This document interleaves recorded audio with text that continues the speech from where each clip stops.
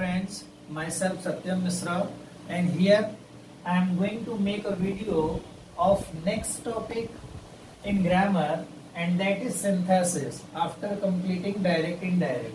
So here I am going to tell you all the detail regarding definition of this, and as well as how many rules are there and how to separate our two simple sentences going to combine. So first of all I am going to tell you the definition of synthesis. Synthesis means the combination of a number of simple sentences into one new sentence in simple, complex and compound. Means दो या दो से अधिक simple वाक्यों को एक साथ combined करके सिंपल, कॉम्प्लेक्स या कंपाउंड में बदलना. तो there are 8 rules through which we can combine two simple sentence while two separate sentence are coming together.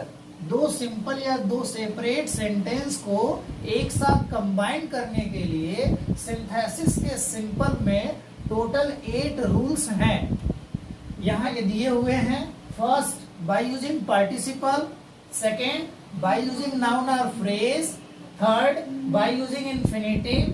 Fourth, by using adjective.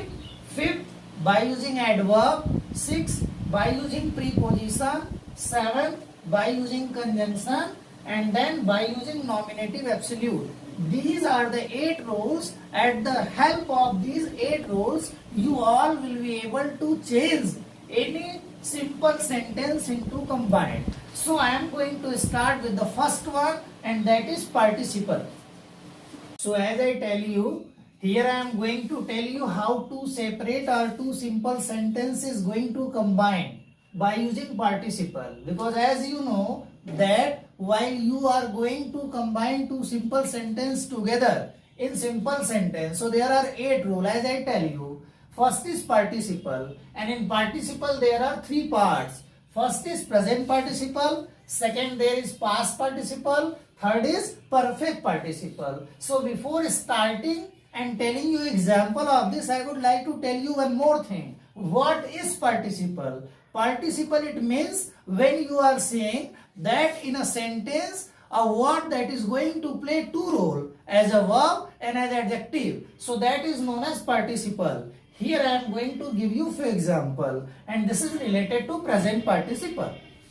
Suppose she saw a snake and she ran away with fear. How you will be able to understand which is in past participle, which is in perfect participle, and which is in present participle. So in present participle it is very simple. If you are seeing that both the work is going on together, means अगर आपको दिए गए दोनों वाक्यों को पढ़कर या देखकर ऐसा लगे कि वाक्य के हिसाब से इसके अकॉर्डिंग काम दोनों साथ साथ हुआ हो या दोनों काम एक साथ किया गया हो, तो वहां हम प्रेजेंट पार्टिसिपल का प्रयोग करते हैं. और ऐसा करते समय सबसे पहले हम दिए गए पहले सेंटेंस के वर्ब में आईएनजी का प्रयोग करके उसे पहले रखते हैं. Suppose she saw a snake, she ran away with fear. उसने एक सांप देखा, वो डर के भाग गई. तो here what you are understanding, दोनों काम साथ साथ हुआ या दोनों काम एक के बाद एक हुआ. तो सीधी सी बात है, अगर हमने सर्प देखा या सांप देखा तो देखते ही भाग जाएंगे, सोचेंगे नहीं कि ये सांप है कि नहीं, देखे कि नहीं, फोटो खींचे कि नहीं. Did you understand? बहुत सिंपली हम सांप देखेंगे और डर कर भाग जाएंगे. तो यहाँ दोनों काम साथ साथ हो रहा है. तो this saw is going to be change in seeing. तो सीइंग, और आफ्टर दिस आप ऑब्जेक्ट लिखेंगे पहले सेंटेंस का. Seeing a snake, then you will make a comma and then you will write the next sentence as usual. It is given there.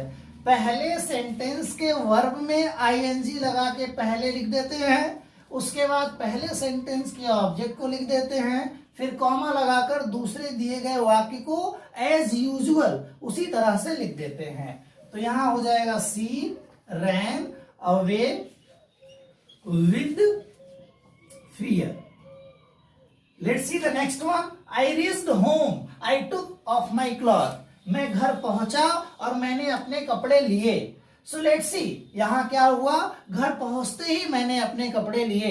यहाँ भी ये दोनों काम साथ साथ हो रहा है. व्हाट यू विल डू, सबसे पहले इस वर्ब में आईएनजी लगा के पहले रख देंगे, तो यहां हो जाएगा reaching, then you will write the object of first sentence reaching home, then you will make a comma, और दूसरा सेंटेंस एज यूजुअल वैसे ही लिख देते हैं।